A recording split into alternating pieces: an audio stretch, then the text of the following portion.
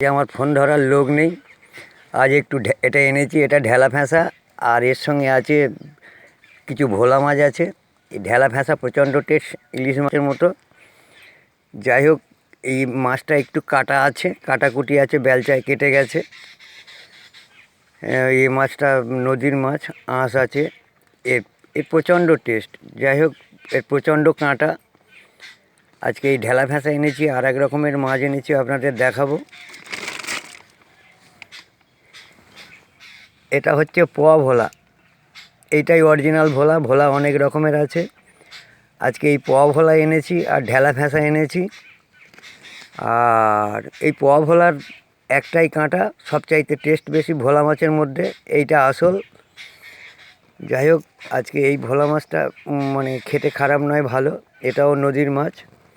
যাই হোক, আমি নদীর মাছের ব্যবসাটা একটু বেশি করি, জ্যান্ত মাছ কম তুলি। আজকে এই পর্যন্ত এনেছি বন্ধুরা, এই পর্যন্ত রাখছি। আবার আগামী দিন যা আনবো আপনাদের দেখাবো। ভালো লাগলে একটা লাইক দেবেন।